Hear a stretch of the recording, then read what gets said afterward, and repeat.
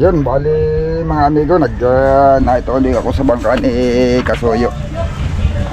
Kahapon mga amigo, hindi kami nakapagtrabaho. Mabuti ngayon at medyo kumalma na.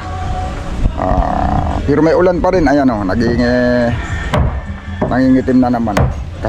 Bali kahapon, halos natila lang saglit, tapos uulan na naman. 3 araw na maulan. Yung nakaraang 2 araw, nakatrabaho kami, pero pa singit-singit lang mga amigo. Pasalit-salit lang, lalo na dito sa ulihan, may mga gagawin na... Yan, ito yan mga amigo, yan ang gagawin ko. Maglalagay tayo ng bubong. Pero sila amigo, na isang araw, sila Kasuyo. Sila si amigo Bido. Ayun tuloy-tuloy naman, nakakagawa ito na may kahit maulan, pwede naman gawin. Kasi hindi naman, ari naman gawin ng basa. Ang hindi lang rin ang gawin ng basa, yung mga ini-epoxy. Kasi hindi maganda ang kapit. Ayan maglalagay na sila ng lagay ng styrofoam. Yung ragarag mga amigo kung tawagin namin dito, yung mga tulayan, daanan. At saka lahat paglalagyan nila ng foam, ayan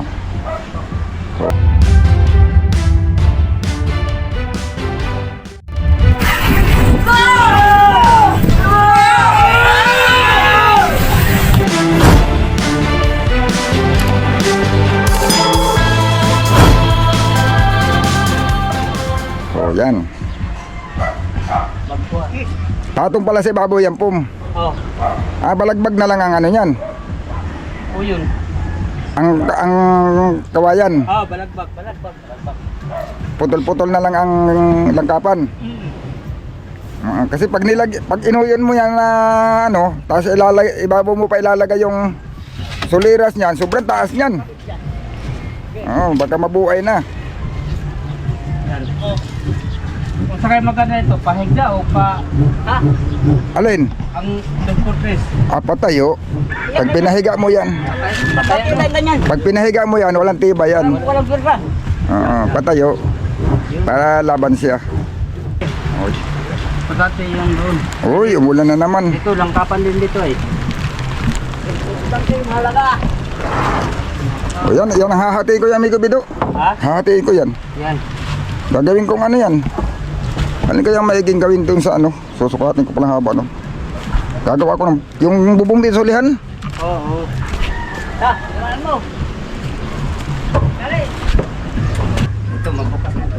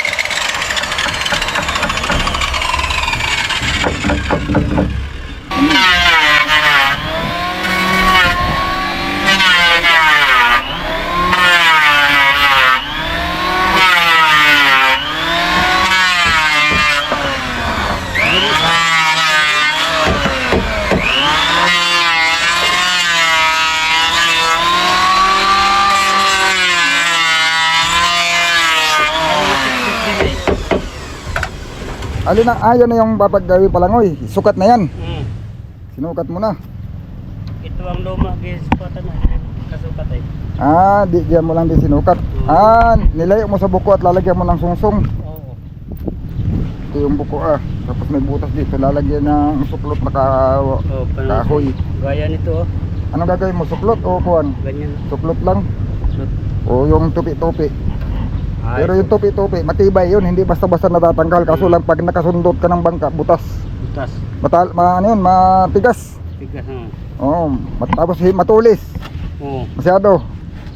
Yung mga gawa ko baga sa sirisan, yung kinukuhan, ginaganyan. Matibay yun kisa sa kahoy. Ang kahoy kasi nababasag to. Yung ginaganon siya. At least hindi ka na maghanap ng kahoy. Oo.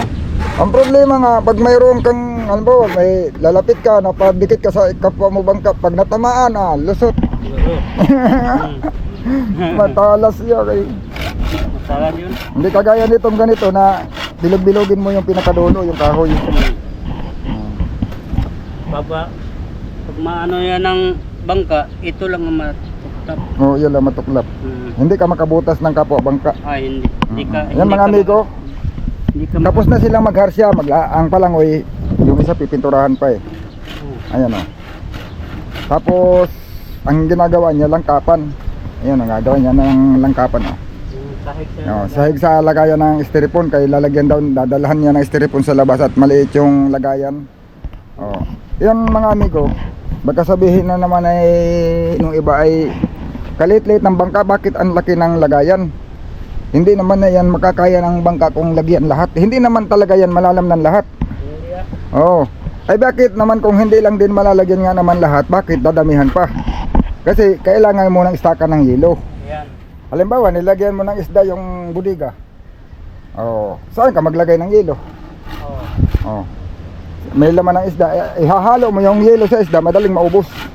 Kaya ganyan, ang lalagayan, pag umuwi yan, hindi talaga yan puno lahat. Kasi yung istaka ng yelo, pagkakaunti na rin lang ang laman, saka ka pa lang din uuwi. Yun ay bakante pagdating sa tabi. Kaya may kunyari, ang yelo niya dito niya ilagay sa budiga, dalawa, punuin niya ito ng yelo. Ang styrofoam dalawa, walang laman. Dalawa yan ay kabilaan. Habang nilalamnan niya ito, yung laman ng budiga na uubos ang yelo. Pag puno na ito, wala nang yelo, wala nang laman yung budiga. Pero puno na yung dalawang dusungan, isda naman ang dala mo. Yung isa na naman ang bakante, yung dating may laman. Laging ganun, hindi naman yan pwedeng magkahalo lang yung, pwede din, kaso lang madaling maubos. Pag pinaghalo mo lang yung isda saka yung yelo. Kaya naglalagay ng ganyan, nagdadagdag ng lagayan sa ibabaw. Kopya na? Kopya na daw. Kopya na. Ganun yan mga amigo. Lahat naman ng bangka, malaki maliit. Hindi talaga hindi talaga lahat yan may laman pag umuwi. Kahit anong sibad na yan, mayroon talaga yung babakanting lagayan. Kasi yun ang pag-i-stack kanila ng yelo habang nangingisda sila. Pag tamang mapupuno yung pinakahuling lalagyan nila na isda, yung isang budiga na nilagyan ng yelo, wala na ding laman. Hindi na nila pwedeng lagyan ng isda yun. Gawa ng, paano pa sila mangingisda? Wala na silang yelo. Wala nang yelo. Yun na. May bakante talaga. Yun. Ito mga amigo yung ginagawa ko habang ginagawa nila yan. Ina-update ko na lang. Gawa ng hindi ako nakakapag-video pag ako yung naggagawa. Ayan naglagay na ako ng paglalagyan niya ng dito ni Amigo Budo. Paglalagyan ng trapal at saka ilaw yung kahoy doon sa gilid. Yan, kabilaan pa yan dito, mas kabila lalagyan pa rin yan dito. Kabilaan. Bali may nakasintro, tapos lalagyan lang ng trapal yan para kung gusto niyang hindi mainitan. Tapos yung ilaw diyan din ilalagay. Kabilaan. Kasi kung trapal lang, aray nang walang kahoy sa gilid yan Yung kahoy, yung trapal lang ang lalagyan ng kahoy. Kaso lang kaya nilagyan na ng kahoy yan para may lagayan din ng ilaw. Niko Bido, pag gusto mong lukot-lukot ang trapal nito, ari mo namang hindi iba ipit do sa gilid ng kahoy. Ang gagawin mo doon sa trapal, lalagyan mo din siya ng kahoy. Parang may kahoy din siya, tapos itatali mo lang din doon sa gilid. Gaya nung sinauna dyan. Oo. Yan o. Kunyari, diyan mo din siya isusukat. Saktong abot din siya doon sa kahoy na yon. Oh. Yung, kunyari ito yung trapal, may kahoy na siyang sarili, yon.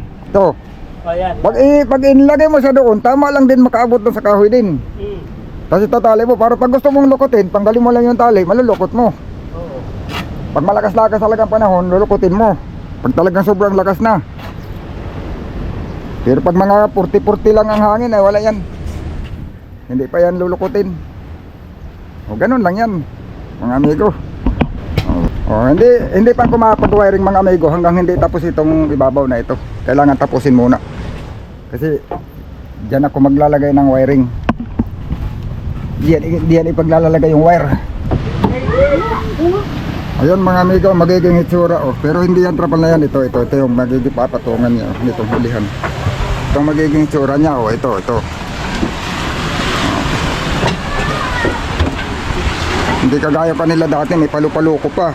Itong trapal, dito na lang ito nakapatong dito. Dito. Ayos na to mga amigo.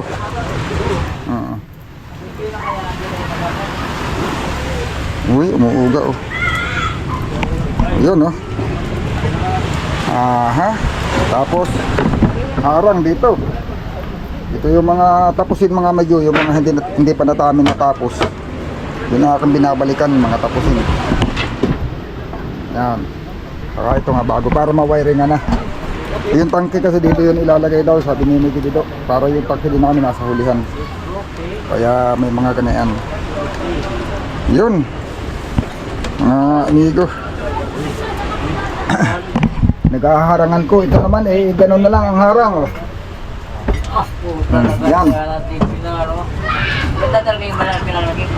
Para hindi kung ano mang bagay na mahuhulog, delikado baka mapunta doon sa may propeller ng makina o delikado sa mismong intake niya. Pag doon napapunta mga amigo, tinigot ng intake, delikado yung kasira ng makina. Pinuputol-putol ko lang yung video ko. At nang para update na lang pag natatapos ng gawa. Ako yung nagagawa dito mga amigo, ito, saka yan, yung mga kinakailangan ng karpinterohin yan, kagaya ng bubong, itong harang dito sa ulihan, harang dito. Habang ginagawa ko, sila amigo bido gagawa din dito. Ayan o, matatapos na o, tapos na yung kabila. Hindi pa na pa ako, pinagaanuhan lang muna. Gipang anong... Pero nakasukat na lahat. Para maganda. Yan, sasahigan. Tapos yan ilalagay yung styrofoam. Yun. Oo. Para pag nagkakape daw kami hindi mahirap kaya sinasahigan nila. Ay, pak. Yun ba ang dahilan? Para kapihan lang. Oo. Sa'yo ka ano to? Ba't parang kiling papunta dito ano? Alin? Ang styrofoam. Ang? Gawa ng flyaway ay. Oo, nakakilig sa paparit. Okay pa. Mamaya. Ating Hindi, flyaway talaga yan. Ganyan talaga ang forma na yan. Oo. Ganyan talaga ang forma na yan. Bababa pa yan, tagpuan na. Bababa yan konti. Banting, kunti. Ha? Bababa yan. Pag sa mga Bababa banting. konti, oo. Oh, yun mga amigo. Malapit-lapit na ito at tapos na silang magharsya. Yan, no, nakumpleto na nila yung banting. Itong sahig na lang dito sa gilid, dito sa hulihan. Baka bukas ito ang gagawin nila. At ito ay konti-konti na lang dito sa unahan. Pero nasa sa kanila kung alin ang unahin nila. Kung itong nasa ito, yung kabitan na styrofoam, lalagyan niya ng mga ano ay kahon-kahon diyan. Oo, tatalian. Nasa sa kanila yung kung yun ang unahin nila o yung sahig muna dito sa hulihan. Pero pagka maganda pag inuna nila ito dito para maganda na pagkilos-kilos dito ba? Tulay na lang. Ha?